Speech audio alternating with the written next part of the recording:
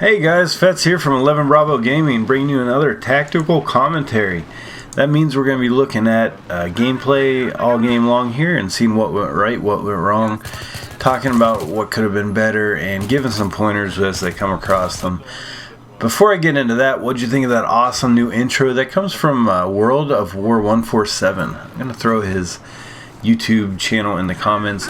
If you do YouTube yourself and you're looking for some work such as intros like that, he's looking to gain experience, and he gave me that for free. Really great to work with. So shoot him a message and let him know that you're looking for something like that, and he could possibly help you out. Talking about the gameplay, we're defending on Damavan Peak Rush, one of the vanilla maps that you should be very familiar with, but one that is constantly a different experience every time I play it. We're on the KiloYankee net server here. These guys are awesome. If you get a chance, if you're on Xbox, look that server up. What I really enjoyed about playing on it was that we had such a competitive game. The first 3 sets of MCOMs, they steamrolled us. We never had a chance. We couldn't slow them down. We couldn't plug the leaks in our defense. And I left in a bunch of deaths here. I kind of cut it up because it was just a lot of me dying and running back from the spawn. I died in like a 15-minute game total. I think I died 6 times just on the first 3 sets of MCOMs. I just couldn't seem to get in position. Our team was constantly out of position. We were playing from a disadvantage, and they were in groups. They were working together. They were all on team chat. They were there having like a clan night, and they were on team chat, which Cooperative and I didn't know. We were in party chat at this point, which would have been nice to know. Some of the guys in our team were actually in team chat, but they were kind of rolling through us. Really frustrating map when you're getting steamrolled. Here we try to grab the chopper. This is kind of a mistake. Cooperative and I were probably 2 of the stronger players on the team, which is a general statement that's almost always true. Just the fact that we play a lot, and in any given situation, this isn't an arrogant statement. We're going to be 2 of the better players on the team in a public match. We're not playing with competitive players. We need to be on the MCOM defending it directly more often than not. One of the problems we have with that is you get tired of doing that. You just want to go jump in a chopper and screw around and kind of take it easy. We like to call it carrying a team, and I'm not trying to say we carried this team at all, but it happens a lot where if we're not try-harding on the MCOM, we're not going to win most of the time, and that's just something to be aware of. You know, like Krupp tells me to have fun. He's always saying have fun. I'm a very serious Battlefield player in a lot of ways. I like to win. I like to play a very aggressive style and just really focus on being better each time I play. And sometimes I forget to have fun. So, you know, that's something to keep in mind. There's that 3rd set of MCOMs gone already. It was so fast. But here's where things turn around for us. I jump in this tank. I'm in here with Juno Fox. He's actually, I think, the server owner, one of the KiloYankee guys. So we're rolling up, and I'm like, okay, you know, this guy, hopefully he's really good in the tank, and we can do some work. Krupp spawns on me, and Juno Fox gives us the tank, I think. So he gets out, and I don't know if he recognized us, or if he just didn't want the tank. I'm not sure. But it ends up being a really good move for the team, and maybe he would have done better than us in the tank, but we have a really good game. So it wasn't a bad decision in any way. So one of the things I always like to point out with this kind of gameplay in close quarters when you're in a tank like this is try not to do what I'm doing right there. I'm staring the exact same direction as Krupp. Now, that's not a hard and fast rule. I'm looking that way because I'm looking for guys spawning in the tank and rushing at us. I'm looking for guys repairing the tank that I can shoot, and I'm trying to watch those hallways. I make a bad decision and I stand down the line of fire. I should have known there were guys in there. That's obvious. There are always going to be people in there. They only have 3 ways to attack if you don't count flying over the mountain and coming in from behind us. So I'm trying to watch those areas. But what you're going to see a lot, and pay attention to this if you're newer to tanks, Corrupt's going to be watching to the front, and I'm going to turn around and watch for the guys running around and flanking the tank directly, like around this wall to the right.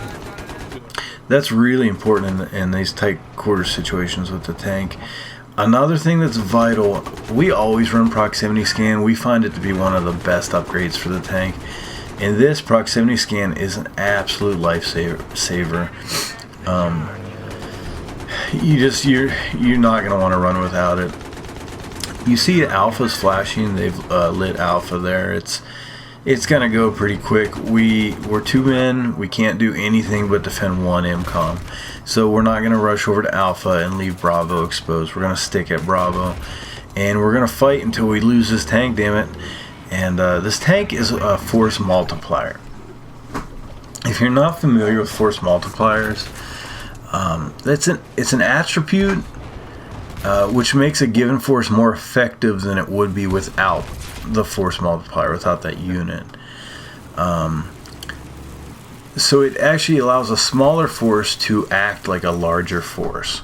It allows the 2 of us to impose our will on the enemy team as if we were a dozen people in this spot, or whatever number you assign to that. But it allows us to be far more powerful than without. They also get a tank, so the forces are equal on this map. Some maps you'll see in Battlefield, one side will get a tank and one doesn't.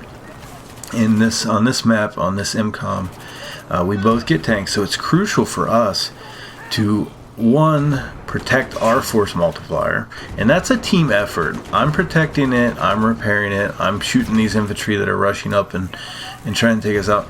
But I need the other players on my team who are not part of this tank crew to be aware and do the same, and they do that. I think Juno's one of the guys that does it, and I see times where I simply can't get out and repair. There's too many infantry around. The tank needs that firepower. And one of them will basically go on a suicide mission and come up to repair us. The enemy team's smart. They're throwing nades at the tank, and you might think that's really stupid that grenades don't do anything to a tank, and you're right. But what they do is they kill infantry that's trying to repair the tank, and they take out your support crew so that the RPGs can then take out the tank. It's really smart, and I think more people need to do that. And it's just a brilliant way. You nade around the tank and then you RPG it, and you know, like right there, it wasn't a grenade, but they took out the gunner. The tank's got just the driver now, and he's by himself. That tank is very vulnerable.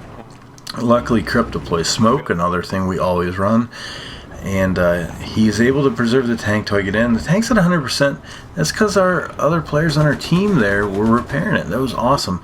They didn't repair it and jump in and steal my gunner seat, which would have been fine, but the way we're run as a tank crew and communicating and being effective is really awesome that they didn't, because I mean, this is just a perfect example. I don't know any of these guys other than Corrupt, but we were able to play as this cohesive unit, and you could really learn a lot from watching this example of how this team kind of played as randoms, true randoms, and that just shows you, you know, experienced players, and watching and learning from stuff like this is awesome. So here we are working. You know, we don't even move. I was thinking of making this into a shoot, move, communicate video. We don't hardly move from this spot. We just basically one of those Gandalf moments where you stick the staff in the ground and say, "You shall not pass," and we hold this spot. You know, as long as this tank's here, the infantry on their team is not going to get into that MCOM. There's no way they can.